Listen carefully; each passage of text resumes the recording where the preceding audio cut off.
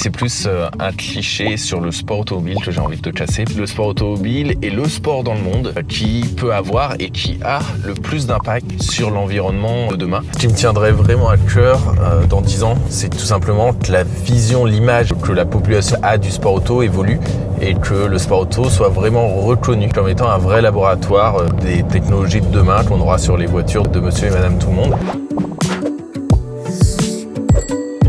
Bonjour à tous, c'est Paul Louchatin, je suis pilote automobile mais également ambassadeur de Mouvance. Aujourd'hui on va parler d'éco-conduite et alors je vous embarque, venez avec moi. Aujourd'hui, j'ai la chance d'être pilote automobile professionnel. Qu'est-ce qui m'anime le plus dans le sport automobile? J'ai envie de dire c'est la compétition en général. Quand je pratique un sport, je le fais pour gagner. Et voilà, que je fasse du tennis avec des amis, du paddle, du foot, tout autre sport. Quand je fais du sport, j'ai envie de gagner. Le sport automobile, c'est ça. Et c'est ce qui m'a conduit peut-être à réussir à être pilote automobile professionnel aujourd'hui. Et après, j'ai la chance de faire un sport automobile qui nous procure des sensations extraordinaires. Je ne connais pas un autre sport pour moi qui pourrait me procurer les mêmes sensations. On a un sport où parfois la physique dépasse un petit peu ce que notre cerveau peut imaginer, tellement on peut freiner tard, tellement on peut passer à des vitesses incroyables dans les virages parce que les voitures nous le permettent, mais tant qu'on ne l'a jamais vécu, on a du mal à s'en rendre compte. Grâce au sport automobile, il faut s'imaginer que si les voitures de monsieur et madame tout le monde ne polluent rien que 0,1% de moins, j'ai pas les chiffres mais je sais que c'est plus que ça, voire même bien plus, on va dire qu'il y a 800 millions voire 1 milliard de voitures sur Terre. Si ce milliard de voitures sur Terre ne pollue que 0,1% de moins grâce au sport automobile, et bien en fait ça fait du sport automobile le sport le plus écolo au monde.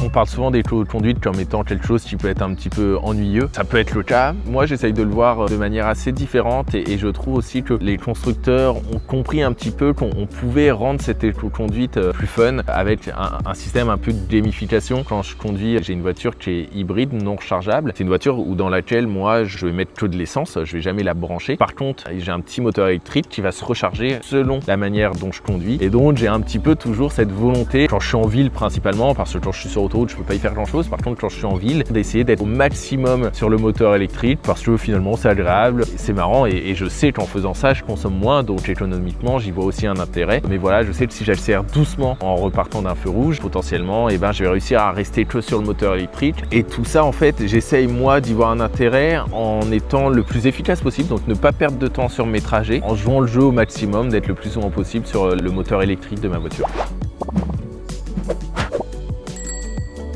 J'en parle souvent, pour moi le sport automobile, il y a deux manières de le voir. Il y a les personnes qui ont une vision à court terme, qui vont voir le sport automobile comme étant quelque chose qui pollue. Et il y a les personnes qui vont avoir une vision à long terme et qui vont avoir une vision sur le sport automobile historique. Qu'est-ce que le sport automobile a amené depuis un siècle dans la société? Ça a été énormément de sécurité sur les voitures de monsieur et madame tout le monde, la ceinture, les rétroviseurs, les essuie-glaces, bien évidemment après toutes les évolutions au niveau de la sécurité avec les codes carbone qu'on peut avoir en cas d'accident ou autre. En fait, il faut vraiment voir, selon moi, le sport automobile comme étant un vrai laboratoire. Ça l'a été au début principalement sur de la sécurité, après sur de la performance moteur. Et encore aujourd'hui, bien évidemment, on essaye d'avoir les moteurs les plus efficients, qui sont les plus efficaces en piste avec une consommation la plus réduite. Parce que quand on fait une course en sport automobile, on se bat contre le temps. C'est aller le plus vite possible, mais s'arrêter le moins souvent possible au stand. Donc pour ça, il faut avoir des moteurs les plus efficients possibles. La même chose avec tout l'environnement qui nous entoure. En permanence, on est un laboratoire pour les voitures de demain. Si Michelin aujourd'hui est si présent en sport automobile, c'est bien évidemment pour utiliser cette technologie qu'on développe en sport automobile pour les mettre demain dans les voitures de monsieur et madame tout le monde. On ne sera pas vert à 100%, je pense que c'est être utopiste de dire que les moyens de transport de demain seront verts à 100%. Je parle de la voiture, mais comme tout autre moyen de transport qui émettent des pollutions, différentes pour certains, mais qui en émettront toujours selon moi. Mais en tout cas, on se bat tous vers un objectif commun et je pense que le sport automobile, de par son fait d'être un vrai laboratoire pour le monde de l'automobile au général de demain, fait du sport automobile finalement le sport qui a le meilleur impact possible pour l'environnement de demain.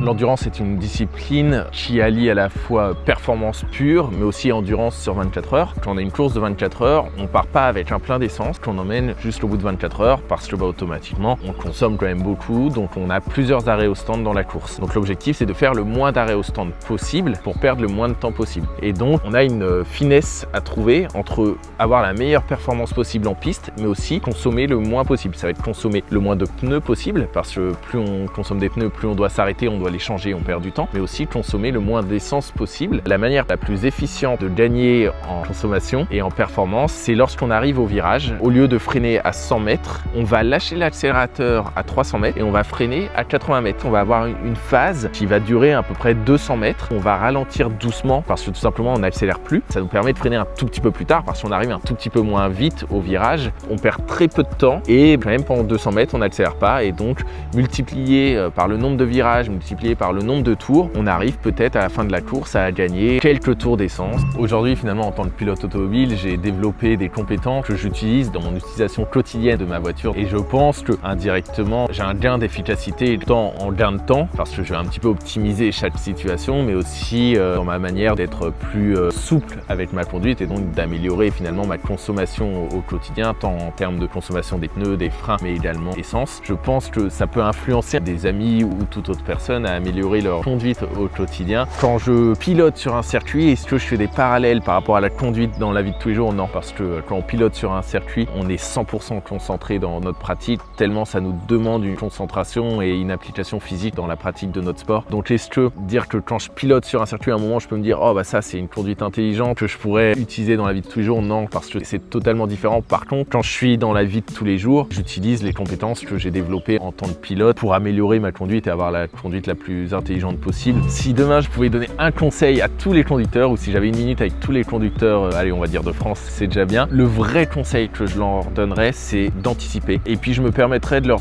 dire aussi une deuxième petite chose, autant pour un conducteur que pour n'importe quel citoyen finalement français, c'est de ne pas voir que ses propres actes. Moi, ce que je retrouve souvent sur la route, c'est des piétons qui n'en ont rien à faire des voitures, des cyclistes qui n'en ont rien à faire des piétons, et des voitures qui n'en ont rien à faire des cyclistes et des piétons, et des personnes en scooter qui ont également le même comportement. En fait, je trouve qu'on est très égoïste dans nos comportements. Ce qu'il faut comprendre, c'est qu'aujourd'hui, on met une sursécurité sur les piétons. Il ne faut jamais oublier qu'en cas d'accident, dans tous les cas, c'est le piéton qui perd face à un vélo, face à une voiture, face à un scooter. Après, le vélo, il perdra toujours face à une voiture, et le scooter perdra toujours face à une voiture. Donc, qu'on ait la priorité ou non, il faut juste mettre un petit peu de bon sens pour tout simplement réussir à vivre au mieux ensemble. Dans ma conduite au quotidien, je n'utilise pas spécialement les réflexes d'endurance que je peux avoir dans ma conduite du sport parce que c'est quand même deux choses bien séparées, deux pratiques totalement différentes finalement. Par contre, quand je vais faire un long trajet sur l'autoroute, parfois je vais essayer un petit peu de me dégourdir les doigts, dégourdir les jambes, et c'est des choses que je peux faire quand je fais une course de 24 heures où on va rester parfois 3-4 heures de suite dans la voiture. Quand on a une ligne droite un petit peu où on a le temps, on essaye de le faire parce que ça peut nous faire gagner en endurance à la fin de la course. C'est des choses que j'essaye de faire dans ma voiture si j'ai un long trajet de prévu. Si j'essaye de me plonger un petit peu dans le futur, en 2035, question j'ai envie de piloter, toujours piloter les voitures les plus performantes possibles, mais si je dois me projeter sur une innovation en particulier, j'ai envie de conduire les voitures les plus performantes mais les plus légères possibles. Aujourd'hui, on a des voitures qui restent extrêmement légères, mais de par un petit peu les nouvelles technologies et aussi de par la sécurité qu'on a introduite dans les voitures, ont un petit peu pris du poids. Faut pas oublier que le poids, indirectement, ça augmente la consommation des pneus, des freins, de l'essence, de l'énergie. J'aimerais qu'on continue à avoir ces mêmes voitures aussi perfectionnées en termes de sécurité et de technologie et même passer à un niveau supérieur, mais avoir encore plus l'impact du poids en tête pour réduire un tout petit peu le poids des dernières voitures. Si j'ai envie que vous reteniez une chose de ce que je vous ai dit, c'est que conduire, ça peut rester un plaisir, mais il faut savoir où le faire, comment le faire et le faire de manière la plus efficace possible. L'éco-conduite, ça peut être fun.